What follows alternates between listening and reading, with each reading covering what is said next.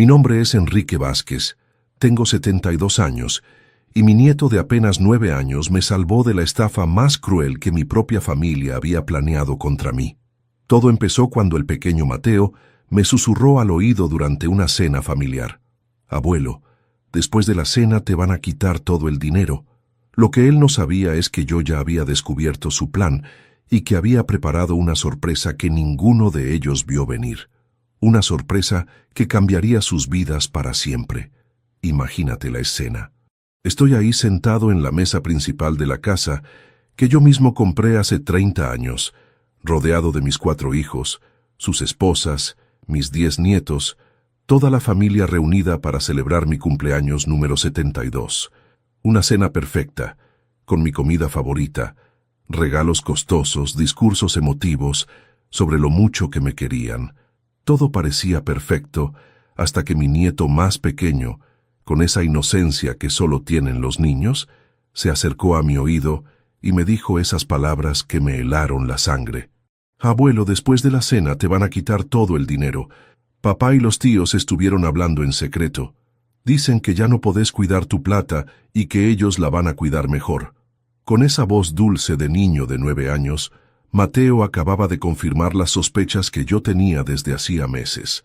Mi propia familia había planeado declararme incapaz mentalmente para apoderarse de mi fortuna. Pero lo que ellos no sabían es que Enrique Vázquez no había llegado a ser millonario siendo ingenuo. Durante los últimos 6 meses, desde que empecé a notar conversaciones extrañas y miradas cómplices entre mis hijos, había estado investigando, documentando, preparándome para este momento. Y ahora que Mateo me había dado la confirmación final, era hora de ejecutar mi contraplan. Le sonreí a mi nieto, le acaricié la cabeza y le dije bajito: «Gracias, campeón.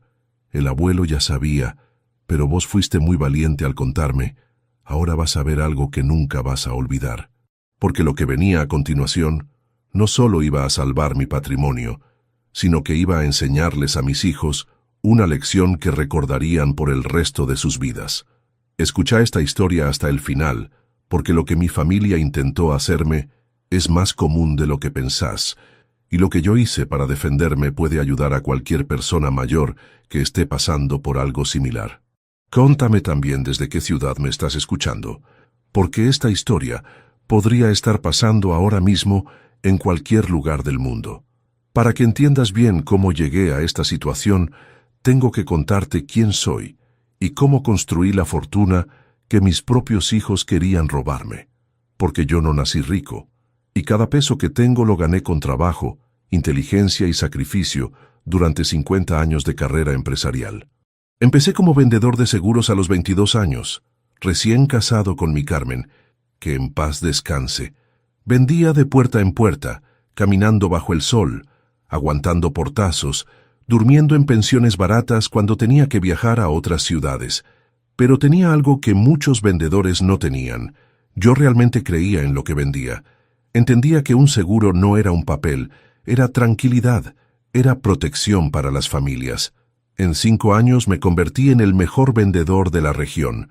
En 10 años ya tenía mi propia oficina con un equipo de vendedores trabajando para mí. En 15 años había comprado mi primera aseguradora pequeña. Y así, año tras año, adquisición tras adquisición, construí un imperio de seguros que llegó a tener oficinas en 3 países. Pero nunca me olvidé de dónde venía. Seguía levantándome a las 6 de la mañana, seguía visitando a mis clientes personalmente, seguía tratando a cada empleado con respeto. Carmen siempre me decía: «Enrique, vos tenés un don especial para entender a la gente». Y tenía razón. Esa habilidad para leer a las personas fue lo que me hizo exitoso en los negocios, y también lo que me salvó de mis propios hijos. Tuve 4 hijos. Eduardo, el mayor, que se recibió de abogado con mis mejores notas. Patricia, que estudió administración de empresas. Andrés, que hizo ingeniería. Y Lucía, la menor, que se especializó en marketing. Los 4 crecieron con todas las comodidades. Fueron a los mejores colegios, estudiaron en universidades privadas, viajaron por el mundo. Nunca les faltó nada. Cuando Carmen murió hace 4 años, yo tenía 68 años y había decidido empezar a retirarme de los negocios activos. Vendí la mayoría de mis empresas, pero conservé las inversiones más rentables. El resultado fue una fortuna de $15 millones en propiedades, acciones, bonos y efectivo. Una suma que me permitía vivir cómodamente y que pensaba dejar como herencia a mis hijos y nietos. Después del funeral de Carmen, mis hijos empezaron a mostrar un interés inusual por mis finanzas. Al principio pensé que era natural, que querían asegurarse de que yo estuviera bien cuidado económicamente. Eduardo, el abogado, me sugirió que revisáramos mis testamentos. Patricia me propuso ayudarme a organizar mejor mis inversiones. Andrés quería modernizar mis sistemas de seguridad bancaria. Lucía se ofreció a manejar mis relaciones públicas. «Papá», me decían en cada reunión familiar, «vos ya te mereces descansar. Deja que nosotros nos ocupemos de los números». Pero yo había pasado 50 años manejando números y no pensaba dejar de hacerlo solo porque había enviudado. Además, mi mente estaba tan clara como siempre. Podía recordar cada inversión, cada propiedad, cada movimiento financiero que había hecho en décadas, pero ellos insistían, y cada vez con más urgencia. Eduardo me trajo formularios para que le diera poder legal sobre mis cuentas. Patricia apareció con un asesor financiero que, casualmente, era su cuñado. Andrés me convenció de instalar un sistema de seguridad en casa que incluía cámaras en todos lados, para mi protección. Lucía empezó a manejar mis citas médicas y mis reuniones sociales. De a poco empecé a sentir que me estaban aislando. Ya no podía ir al banco sin que Eduardo insistiera en acompañarme. Ya no podía reunirme con mis asesores financieros sin que Patricia estuviera presente. Ya no podía salir de casa sin que Andrés supiera exactamente dónde iba. Ya no podía ver a mis amigos sin que Lucía organizara el encuentro. Todo esto lo hacían con amor, me decían. Todo era para cuidarme, para protegerme, para asegurar mi bienestar. Pero yo empecé a sentirme como un prisionero en mi propia vida. Un prisionero muy rico, pero prisionero al fin. El punto de quiebre llegó hace 6 meses, cuando accidentalmente escuché una conversación telefónica entre Eduardo y Patricia. Había llegado más temprano de lo esperado a casa de Eduardo para una reunión familiar, y los escuché hablando en el estudio. «El médico geriatra que consultamos dice que podemos iniciar el proceso», decía Eduardo. «Con los antecedentes de deterioro cognitivo que hemos documentado, no va a ser difícil conseguir una declaración de incapacidad». «¿Y estás seguro de que el juez va a fallar a nuestro favor?», preguntaba Patricia. «Es mi compañero de facultad», respondía Eduardo. «Ya hablé con él. Dice que con la documentación médica adecuada, papá puede ser declarado incapaz en menos de 3 meses». Me quedé helado. Mi propio hijo, el abogado al que había pagado la carrera, estaba planeando declararme mentalmente incapaz para apoderarse de mi dinero. Y no solo eso, sino que había estado documentando supuestos deterioros cognitivos que yo nunca había tenido. «¿Y los otros están de acuerdo?», preguntó Patricia. «Andrés está completamente a favor. Dice que papá ya no puede manejar tantas responsabilidades financieras.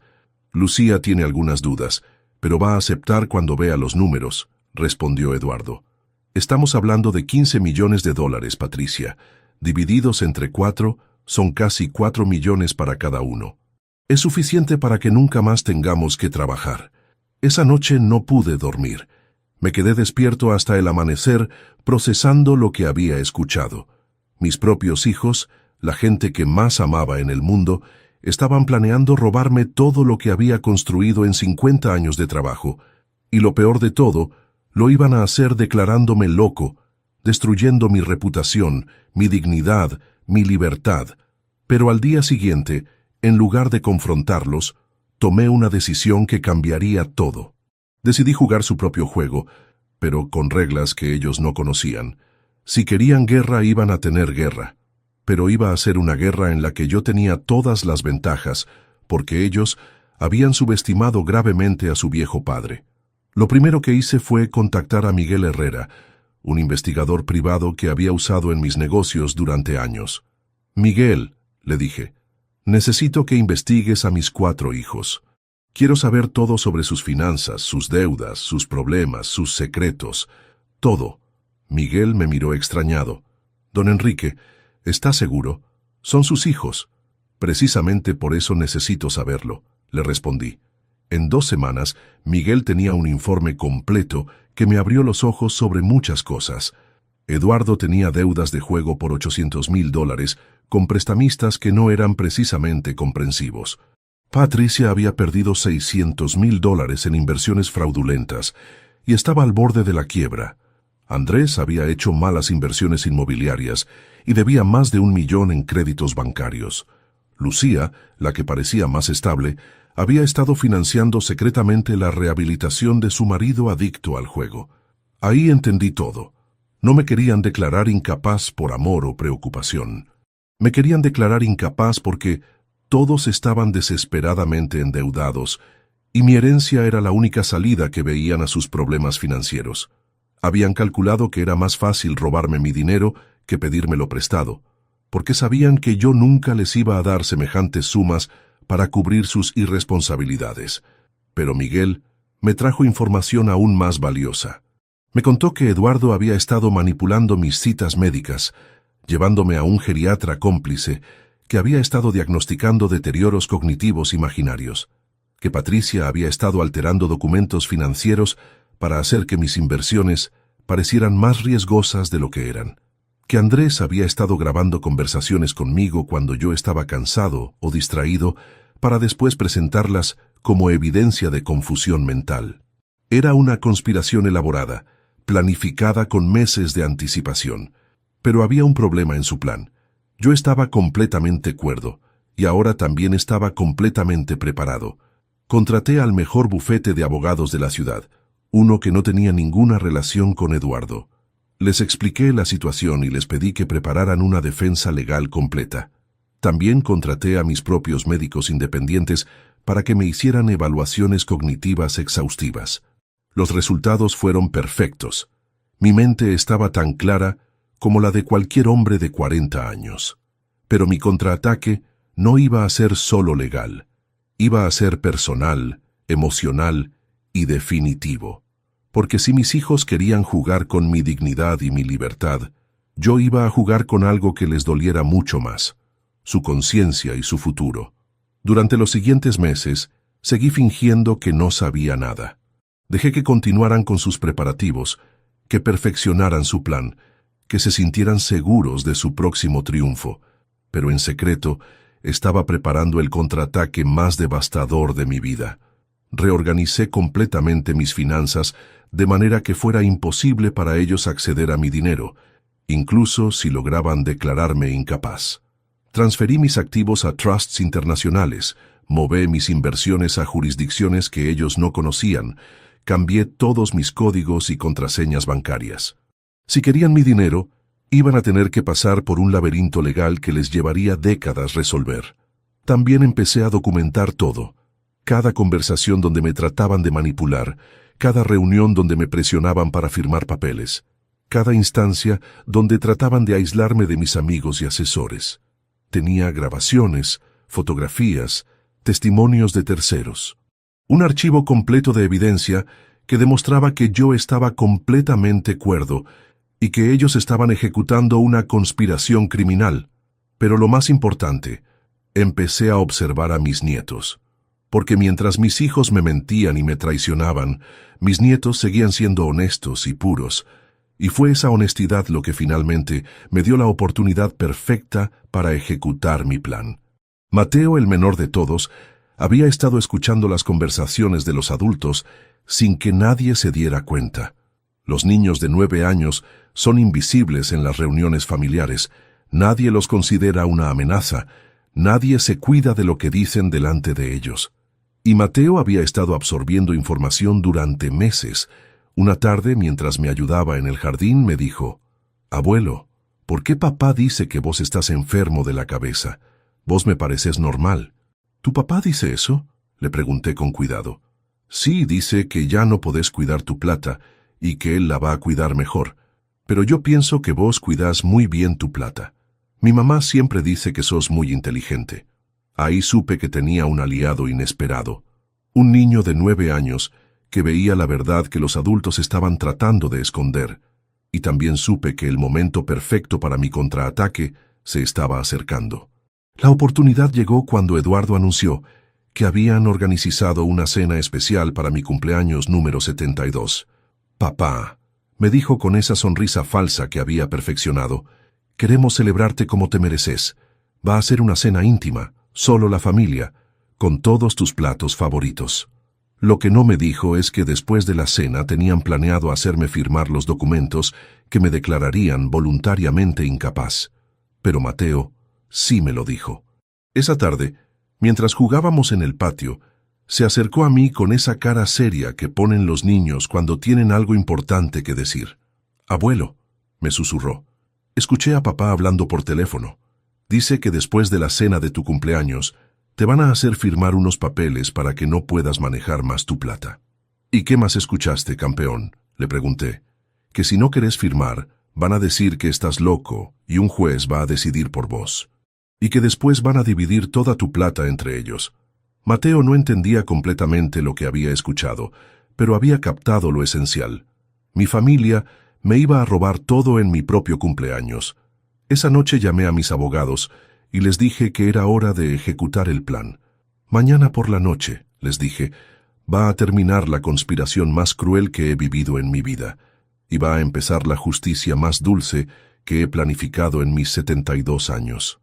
La noche de mi cumpleaños, llegué a la cena con una sonrisa genuina por primera vez en meses, no porque estuviera feliz de celebrar con mi familia, sino porque sabía que iba a ser la última vez que ellos intentarían engañarme. Después de esa noche, todo iba a cambiar para siempre. La cena fue perfecta. Comida exquisita, vino caro, conversaciones aparentemente afectuosas. Mis hijos compitieron por ver quién me hacía el discurso más emotivo, quién me regalaba el presente más costoso, quién demostraba más amor filial. Era una actuación magistral de una familia unida y preocupada por su patriarca querido. Pero yo podía ver la tensión en sus ojos, la ansiedad en sus gestos, la impaciencia en sus movimientos. Sabían que después del postre vendría el momento crucial, el momento en que me presentarían los documentos que cambiarían todo, el momento en que descubrirían si su plan había funcionado o no. Y entonces llegó el momento. Eduardo se paró, pidió silencio, y empezó el discurso que había ensayado durante semanas. «Papá», dijo con voz solemne, «todos nosotros hemos estado hablando, y estamos preocupados por vos. Sabemos que desde que murió mamá has estado bajo mucho estrés, y creemos que ya es hora de que te libres de las responsabilidades financieras que tanto peso te dan». Patricia tomó la palabra. «Por eso hemos preparado algunos documentos que van a hacer tu vida más fácil. Nosotros nos vamos a ocupar de manejar tus inversiones, tus propiedades, tus gastos. Vos solo te vas a ocupar de disfrutar la vida que te queda». Andrés agregó, «Es lo mínimo que podemos hacer por el mejor padre del mundo». Y Lucía terminó, «Esto sale del amor que te tenemos, papá. Solo queremos que estés tranquilo». Eduardo sacó una carpeta y puso delante mío 3 documentos. El primero me daba poder total sobre mis finanzas. El segundo establecía un fideicomiso manejado por ellos. El tercero era una declaración voluntaria de mi incapacidad para manejar mis propios asuntos. «Solo necesitamos que firmes acá», me dijo Eduardo, señalando las líneas marcadas con cruces rojas. «Y después nosotros nos encargamos de todo». Los 4 me miraban expectantes. Sus esposas sonreían con nerviosismo. Los nietos más grandes parecían confundidos por la seriedad del momento. Y fue entonces cuando Mateo, mi nieto Salvador, se acercó a mi oído y me susurró las palabras que confirmaron todo lo que yo ya sabía. «Abuelo, después de la cena te van a quitar todo el dinero. Papá y los tíos estuvieron hablando en secreto. Dicen que ya no podés cuidar tu plata y que ellos la van a cuidar mejor». Le sonreí, le acaricié la cabeza y le dije bajito, «Gracias, campeón. El abuelo ya sabía, pero vos fuiste muy valiente al contarme. Ahora vas a ver algo que nunca vas a olvidar». Me levanté de la silla, tomé los documentos que Eduardo había puesto delante mío y los rompí por la mitad delante de todos. El silencio que siguió fue tan profundo que se podía escuchar el latido de mi corazón. «¿Papá?», preguntó Eduardo con voz temblorosa. ¿Qué estás haciendo? Estoy haciendo lo que tendría que haber hecho hace meses, le respondí con una calma que ni yo mismo esperaba. Estoy poniendo fin a la conspiración más cruel que he vivido en mi vida. Saqué de mi bolsillo una grabadora pequeña que había estado funcionando durante toda la cena. Todo lo que dijeron esta noche está grabado, les dije. Cada palabra, cada mentira, cada manipulación, y no es la primera grabación que tengo de ustedes. La cara de horror que pusieron no tiene precio. Eduardo se puso pálido como un papel. Patricia empezó a temblar. Andrés se desplomó en su silla. Lucía empezó a llorar en silencio. Pero eso no es todo, continué.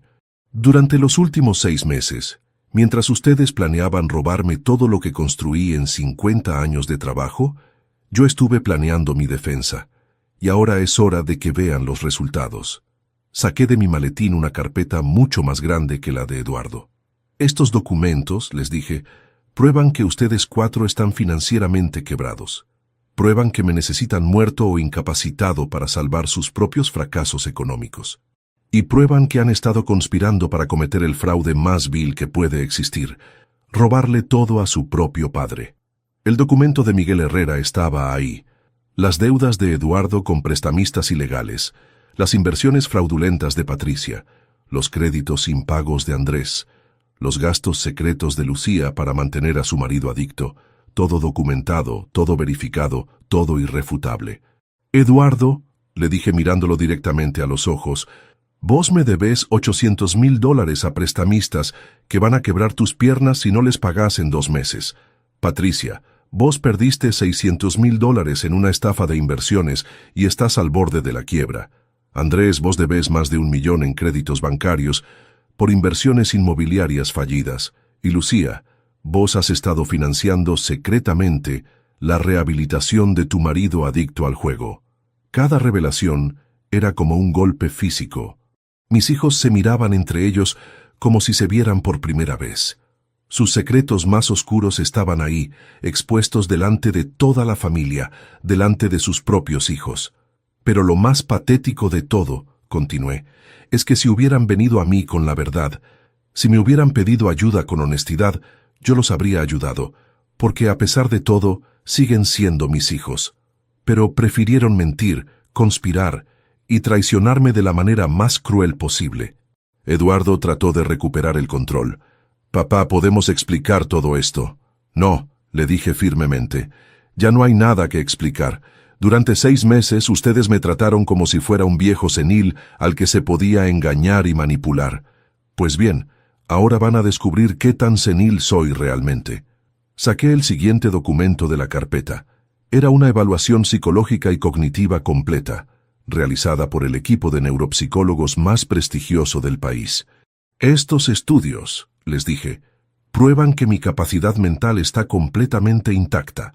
Prueban que no tengo ningún deterioro cognitivo. Y prueban que las evaluaciones que Eduardo consiguió con su geriatra cómplice son completamente fraudulentas. Andrés empezó a sudar profusamente. Papá, nosotros solo queríamos cuidarte. Cuidarme, repetí con una sonrisa amarga. ¿Grabando conversaciones manipuladas? ¿Alterando documentos médicos? ¿Sobornando magistrados? ¿Eso es cuidar? Saqué el último documento de la carpeta. Era el más importante de todos. Este, les dije, es mi Nuevo Testamento, redactado con plena capacidad mental, verificado por notarios independientes, respaldado por evaluaciones psicológicas completas. El silencio era sepulcral. Hasta los nietos más pequeños habían dejado de hacer ruido. En este testamento, continué, establezco que mis bienes serán distribuidos de la siguiente manera. El 70% va a una fundación benéfica que ayudará a personas mayores víctimas de abuso familiar. El 20% va a mis nietos, dividido en partes iguales, pero solo podrán acceder cuando cumplan 30 años y demuestren ser personas íntegras y trabajadoras. La cara de pánico que pusieron mis hijos me confirmó lo que yo ya sabía. Para ellos, yo no era su padre querido, era su herencia ambulante. ¿Y el otro 10%? Preguntó Patricia con voz quebrada. El otro 10%, les dije, va para ustedes 4. Dividido en partes iguales, 1.5 millones de dólares divididos entre 4. Eduardo hizo el cálculo rápidamente. 375.000 dólares cada uno. Exacto, les confirmé. Suficiente para que paguen sus deudas, suficiente para que empiecen de nuevo, pero no suficiente para que se vuelvan millonarios sin esfuerzo. Porque el dinero que no se gana con trabajo no se valora como corresponde. Lucía empezó a llorar más fuerte. Pero papá, eso no alcanza para cubrir todo lo que debemos. No, le respondí, no alcanza. Por eso van a tener que trabajar, van a tener que sacrificarse, van a tener que hacer lo que yo hice durante 50 años para construir esta fortuna que ustedes querían robar en una noche. Roberto trató un último argumento desesperado. Papá, la ley dice que los hijos tienen derecho a la legítima herencia. Tenés razón, le dije. Por eso el 10% que les doy cumple exactamente con lo que establece la ley. Ni un peso más, ni un peso menos. Fue entonces cuando les expliqué la parte más dolorosa de mi decisión. Pero hay condiciones para recibir incluso esa herencia mínima. Primera condición: tienen que confesar públicamente lo que intentaron hacerme. Segunda condición: tienen que compensar a las personas que dañaron en sus fracasos financieros. Tercera condición: tienen que demostrar durante 5 años que pueden ser personas honestas y trabajadoras. Eduardo explotó.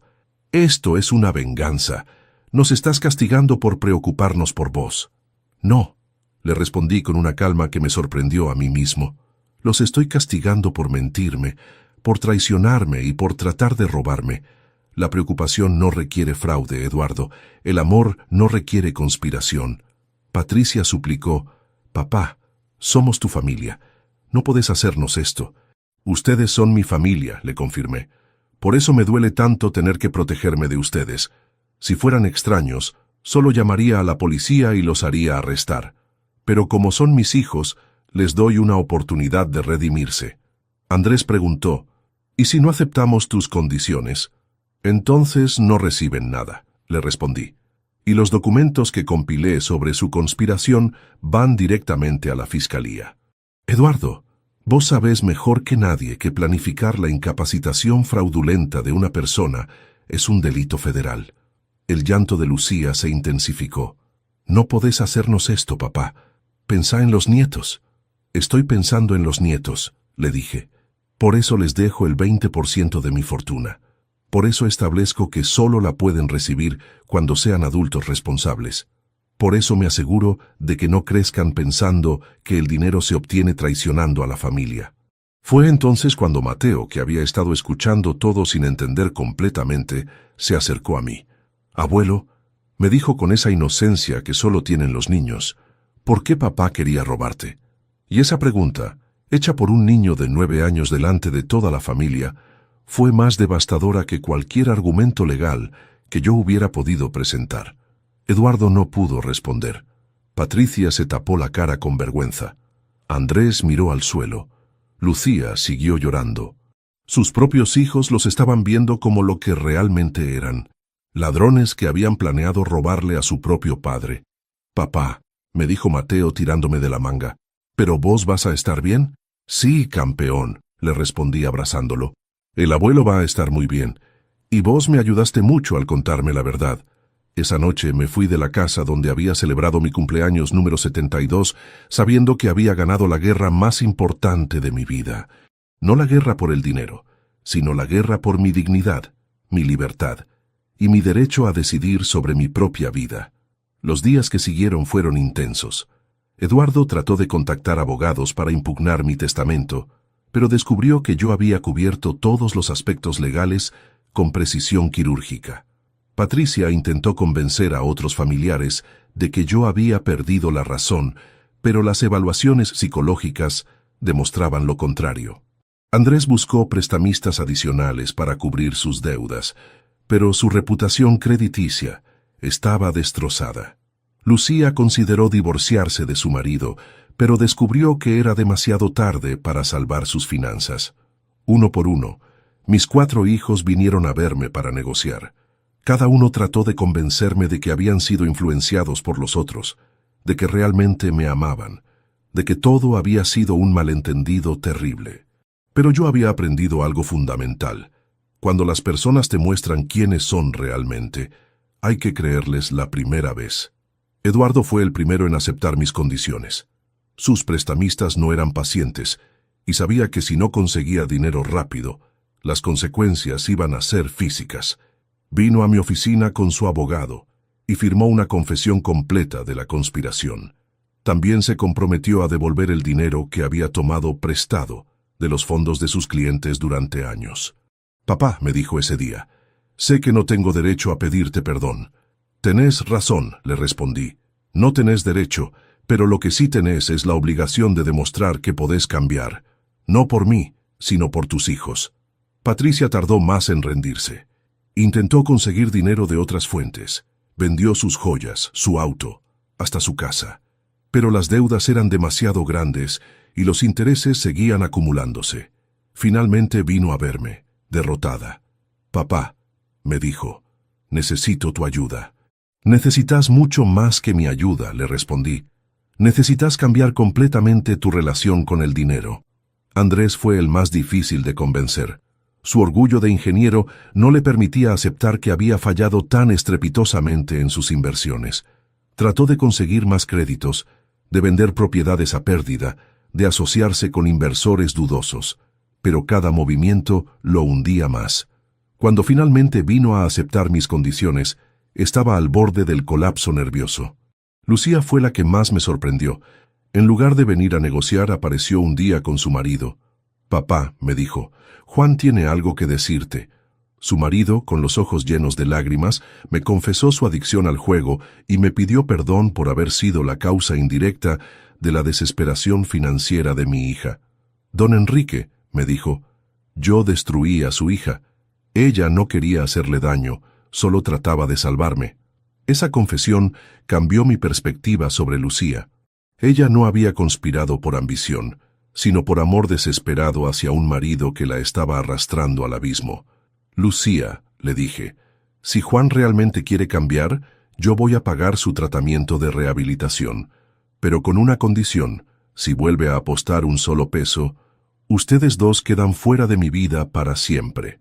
Con el tiempo, los cuatro cumplieron las condiciones básicas para recibir su herencia mínima. Eduardo se dedicó a reparar el daño que había hecho en su carrera legal. Patricia empezó un pequeño negocio de consultoría y aprendió a vivir dentro de sus posibilidades. Andrés consiguió trabajo como empleado en una empresa de construcción y empezó a reconstruir su reputación profesional. Lucía y Juan se mudaron a una ciudad más pequeña donde él pudo recuperarse sin las tentaciones de los casinos. Pero la verdadera sorpresa llegó 2 años después del cumpleaños que cambió todo. Mateo, que ahora tenía 11 años, vino a visitarme solo. «Abuelo», me dijo, «quiero preguntarte algo importante. Decime, campeón, ¿vos me vas a enseñar a cuidar dinero como lo cuidás vos?» Esa pregunta me llenó de una alegría que no había sentido en años. Mi nieto menor, el que me había salvado de la traición más cruel, quería aprender de mí.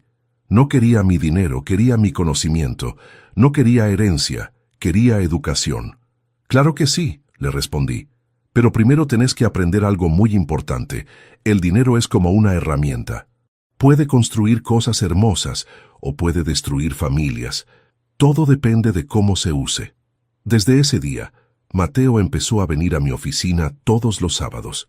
Le enseñé conceptos básicos de finanzas, la importancia del ahorro, el valor del trabajo honesto. Pero sobre todo, le enseñé que el dinero nunca debe ser más importante que la familia, los principios o la dignidad. Con el tiempo, otros nietos se sumaron a estas clases informales. Sofía, la hija de Patricia, demostró una capacidad natural para entender inversiones. Miguel, el hijo mayor de Andrés, tenía talento para analizar riesgos financieros. Ana, la hija de Lucía, era excelente manejando presupuestos familiares. Fue entonces cuando tomé una decisión que ni yo mismo esperaba. Decidí modificar mi testamento una vez más, no para darles más dinero a mis hijos, sino para crear algo que fuera más valioso que cualquier herencia, un programa educativo familiar. Llamé a mis 4 hijos para una reunión especial. «He decidido hacer un cambio en mi testamento», les dije. Las caras de expectativa se iluminaron inmediatamente. Pero no es lo que están pensando, agregué rápidamente. He decidido crear un fondo educativo familiar. Este fondo va a financiar la educación superior de todos mis nietos y bisnietos que demuestren excelencia académica y valores sólidos. También va a financiar programas de emprendimiento para aquellos que quieran crear sus propios negocios. Los porcentajes seguían siendo los mismos, pero ahora había una estructura que garantizaba que el dinero se usara constructivamente. Además, continué, he decidido que quiero pasar mis últimos años enseñando lo que aprendí en 50 años de carrera empresarial. No solo a ustedes y a sus hijos, sino a cualquier persona que quiera aprender. Fue así como nació la Academia Enrique Vázquez, un programa de educación financiera para familias que había estado gestando sin darme cuenta. La academia empezó funcionando en mi propia casa los fines de semana. Venían mis hijos con sus familias, pero también empezaron a venir vecinos, amigos, conocidos que habían escuchado sobre mis clases. Enseñaba desde conceptos básicos como hacer un presupuesto familiar hasta estrategias avanzadas de inversión y planificación patrimonial. Pero lo más importante que enseñaba era algo que había aprendido de la manera más dolorosa, que el dinero puede destruir familias si no se maneja con valores sólidos. Contaba mi propia historia, sin ocultar el dolor que había sentido cuando descubrí la conspiración de mis hijos. El dinero, les decía a mis estudiantes, amplifica lo que ya sos. Si sos una buena persona, te va a hacer mejor. Si tenés problemas de carácter, los va a hacer peores. La academia creció rápidamente. Empezamos a recibir familias de otras ciudades, empresarios que querían aprender a manejar mejor sus patrimonios, jóvenes que querían entender cómo crear riqueza de manera ética, padres preocupados por educar financieramente a sus hijos. Un día, durante una de las clases, una señora mayor levantó la mano.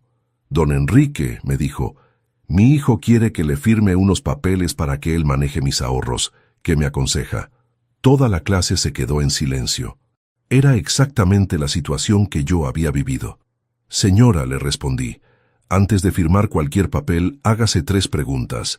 ¿Por qué su hijo no le explica claramente qué van a hacer con su dinero? ¿Por qué tiene prisa para que firme? ¿Y por qué no la incluyó en las decisiones financieras antes?». La mujer asintió con comprensión. «Y una pregunta más importante», agregué, «¿usted se siente presionada o se siente cuidada?». Esa clase fue un punto de inflexión para mí. Me di cuenta de que mi experiencia personal podía servir para proteger a otras personas mayores de abusos similares. Decidí sistematizar todo lo que había aprendido en un programa específico de protección patrimonial para adultos mayores. En colaboración con abogados especialistas, geriatras éticos y trabajadores sociales, creamos una serie de talleres llamados Protege tu patrimonio, protege tu dignidad. Estos talleres enseñaban a las personas mayores a identificar señales de abuso financiero familiar, a proteger legalmente sus activos y a tomar decisiones financieras informadas sin presión externa. El programa se volvió tan popular que empezamos a recibir invitaciones para presentarlo en clubes de jubilados, centros comunitarios e incluso en programas de televisión. Mi historia personal se convirtió en una herramienta educativa que ayudaba a miles de familias a tener conversaciones honestas sobre dinero y herencias. 3 años después del cumpleaños que cambió todo, recibí una llamada que nunca esperé. Era de un productor de televisión que quería hacer un documental sobre abuso financiero hacia adultos mayores. «Don Enrique», me dijo, «su historia es exactamente lo que necesitamos para concientizar sobre este problema. ¿Estaría dispuesto a participar?». Al principio dudé. No quería que mi familia se sintiera expuesta públicamente. Pero cuando hablé con mis hijos sobre la propuesta, me sorprendieron. Eduardo fue el más entusiasta. «Papá, si nuestra historia puede ayudar a que otras familias no pasen por lo mismo, tenemos la obligación moral de contarla». El documental se llamó Cuando la familia se convierte en enemigo y se emitió en horario central. Incluía entrevistas conmigo, con mis 4 hijos y con Mateo, que ahora tenía 13 años y se había convertido en un defensor apasionado de los derechos de los adultos mayores. La reacción del público fue abrumadora. Recibimos miles de mensajes de personas que habían vivido situaciones similares, de familias que habían logrado resolver sus conflictos después de ver el programa, de adultos mayores que habían encontrado el valor para defenderse de abusos financieros. Pero el mensaje que más me conmovió llegó de una mujer de 80 años en México. Don Enrique me escribía: gracias a su historia, entendí que no estoy loca. Mi hijo realmente me está robando, y ahora sé que puedo hacer algo al respecto. Adjuntaba fotos de los documentos legales que había firmado para proteger su patrimonio, siguiendo exactamente los pasos que habíamos mostrado en el documental. Esa carta me confirmó algo que había estado sintiendo desde hacía meses, que mi experiencia más dolorosa se había convertido en mi propósito más importante. Ya no me levantaba todas las mañanas pensando en el dinero que había acumulado o las empresas que había construido. Me levantaba pensando en las familias que podía ayudar, en los adultos mayores que podía proteger, en los nietos que podía educar, para que nunca lastimaran a sus abuelos como mis hijos me habían lastimado a mí. En mi cumpleaños número 75, organicé una celebración muy diferente a aquella del cumpleaños 72. Esta vez, no fue una cena íntima con sorpresas ocultas, sino una gran fiesta en el salón de la academia. Invité a todas las familias que habían participado en nuestros programas, a todos los estudiantes que habían aprendido sobre finanzas éticas, a todos los adultos mayores que habían logrado proteger sus patrimonios. Mis 4 hijos estuvieron ahí, pero ya no como los conspiradores desesperados que habían sido 3 años antes. Eduardo había reconstruido su carrera legal, especializándose en protección patrimonial para familias. Patricia había creado una empresa de consultoría financiera ética que ayudaba a personas a salir de deudas sin recurrir a prestamistas ilegales.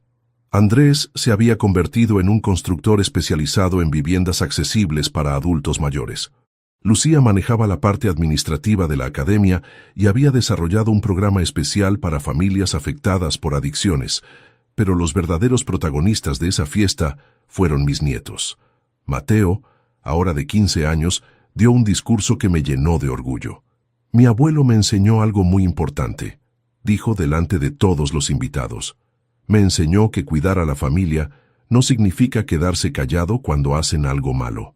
Significa tener el valor de hacer lo correcto, aunque duela. Sofía, que ahora estudiaba Administración de Empresas, con una beca de excelencia académica del Fondo Familiar, presentó su proyecto de tesis, un estudio sobre cómo prevenir el abuso financiero intrafamiliar a través de la educación temprana. Miguel había creado una aplicación móvil que ayudaba a las familias a tener conversaciones transparentes sobre dinero y herencias. Ana coordinaba un programa de voluntariado donde jóvenes enseñaban educación financiera básica a adultos mayores. Durante el brindis, tomé la palabra para hacer una reflexión que había estado preparando durante meses. Hace 3 años, les dije a todos los presentes, mi propia familia intentó robarme todo lo que había construido en 50 años de trabajo. Fue la traición más dolorosa de mi vida, pero también fue el regalo más valioso que recibí, porque esa traición me enseñó que el verdadero patrimonio no son los números en una cuenta bancaria. El verdadero patrimonio son los valores que transmitimos, las relaciones honestas que construimos y el impacto positivo que dejamos en el mundo. Las lágrimas empezaron a aparecer en varios rostros, incluyendo el mío.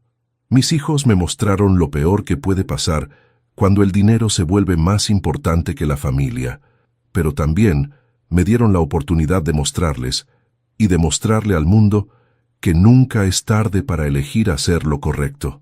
Eduardo y Patricia lloraban abiertamente. Andrés tenía la cabeza gacha, pero sus hombros temblaban de emoción. Lucía me miraba con una mezcla de dolor y gratitud que nunca voy a olvidar. Por eso, continué, quiero anunciar mi decisión final sobre mi patrimonio. El silencio era absoluto. He decidido donar la totalidad de mi fortuna para crear la Fundación Enrique Vázquez para la protección patrimonial de adultos mayores. Esta fundación va a ofrecer servicios legales gratuitos, educación financiera y apoyo psicológico a personas mayores víctimas de abuso familiar. El shock en las caras de mis hijos era evidente, pero continué antes de que pudieran reaccionar. Pero, agregué con una sonrisa, la fundación va a ser administrada por ellos 4, trabajando juntos durante los próximos 20 años. Van a recibir salarios dignos por su trabajo, pero más importante, van a tener la oportunidad de redimir su pasado ayudando a otras familias a no cometer los mismos errores. Eduardo se paró inmediatamente. «Papá, ¿estás seguro? Es muchísimo dinero para una fundación». «Exactamente», le respondí. «Es muchísimo dinero para hacer muchísimo bien, y ustedes 4 son las personas perfectas para manejarlo, porque saben exactamente lo que no se debe hacer». Patricia también se paró. «Pero papá, ¿y nuestros hijos? ¿Y sus herencias?» «Sus hijos», les dije mirando a todos mis nietos, «van a heredar algo mucho más valioso que dinero. Van a heredar el conocimiento de cómo ganarlo honestamente, cómo manejarlo responsablemente y cómo usarlo para ayudar a otros. Ese es el único tipo de herencia que realmente importa». Mateo, mi nieto Salvador, se acercó a mí con una sonrisa enorme. «Abuelo», me dijo, ¿eso significa que nosotros vamos a ayudar a otros nietos a proteger a sus abuelos? Exactamente, campeón, le respondí abrazándolo. Ustedes van a ser la primera generación de esta familia que va a usar el dinero para construir, no para destruir. Esa noche, después de que se fueran todos los invitados, me quedé solo en la academia limpiando los restos de la fiesta. Por primera vez en años, me sentí completamente en paz. Había transformado la traición más dolorosa de mi vida en el propósito más importante que jamás había tenido. Un año después, la Fundación Enrique Vázquez había ayudado a más de 5,000 familias a resolver conflictos patrimoniales sin llegar a traiciones o rupturas definitivas. Habíamos evitado cientos de casos de abuso financiero hacia adultos mayores. Habíamos educado a miles de jóvenes sobre la importancia de cuidar y respetar a sus mayores. Pero el caso que más me marcó fue el de una familia de Córdoba. El hijo había estado presionando a su madre de 78 años para que le firmara la casa, usando exactamente las mismas tácticas que mis hijos habían usado conmigo. La señora nos contactó después de ver nuestro documental.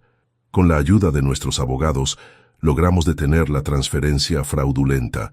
Con nuestros psicólogos, organizamos sesiones de mediación familiar. Y con nuestros educadores financieros, enseñamos tanto a la madre como al hijo a manejar mejor sus recursos. 6 meses después, recibimos una foto de ellos dos abrazándose en el cumpleaños de la señora con una carta que decía: «Gracias por salvarnos a los dos. Gracias por enseñarnos que el amor verdadero no necesita robar». Casos como ese me confirmaban que había tomado la decisión correcta.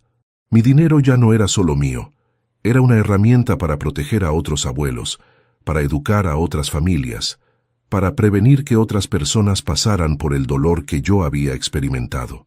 En mi cumpleaños número 76, que celebré rodeado de los nietos más maravillosos del mundo y de una familia que había aprendido a amarme honestamente, hice una reflexión final que quiero compartir con todos los que me han escuchado hasta acá.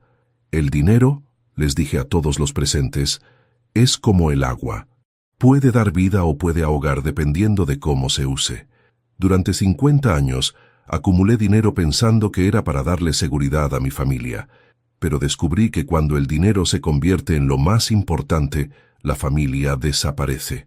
Mis hijos me enseñaron de la manera más dolorosa posible que el amor con condiciones no es amor, que la familia que te tolera solo por tu dinero no es familia, y que a veces hay que estar dispuesto a perder todo para descubrir qué es lo que realmente importa. Pero también me enseñaron que nunca es tarde para empezar de nuevo, que las relaciones se pueden reconstruir cuando hay voluntad sincera de cambio, y que el dolor más grande puede convertirse en el propósito más hermoso si uno está dispuesto a usarlo para ayudar a otros. Por eso, concluí mirando especialmente a Mateo, que ahora tenía 17 años y acababa de ser aceptado en la universidad con una beca completa. Quiero agradecerle a mi nieto más joven por haberme advertido sobre la conspiración de su papá y sus tíos. Pero más que eso, quiero agradecerle por haberme recordado que en cada familia hay personas que eligen hacer lo correcto, sin importar las consecuencias.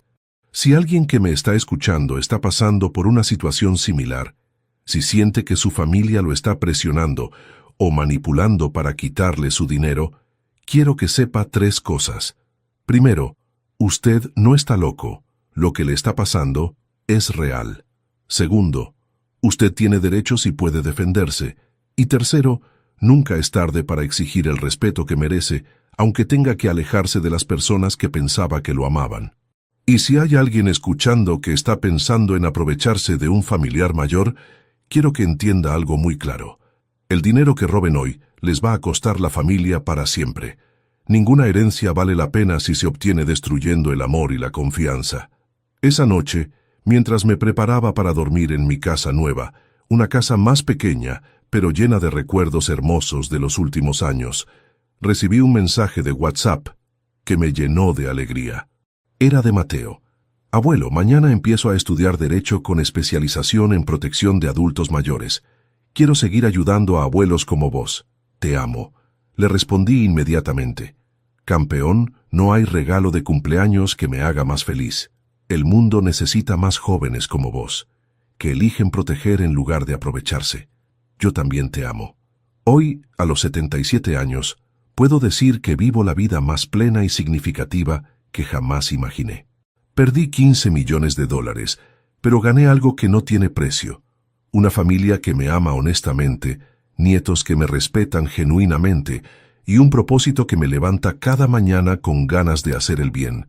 Mi historia empezó con la advertencia de un niño de 9 años sobre una conspiración familiar, pero terminó con la construcción de un legado que va a proteger a miles de familias durante generaciones. Y todo porque aprendí que a veces perder todo es la única manera de ganar lo que realmente importa. ¿Y vos qué harías si te enteraras de que tu propia familia está conspirando contra vos? ¿Tendrías el valor de defenderte, aunque eso signifique perder las relaciones más importantes de tu vida? ¿O elegirías quedarte callado para mantener la paz familiar? Contame desde qué ciudad me estás escuchando y contame también si esta historia te hizo pensar en tu propia familia.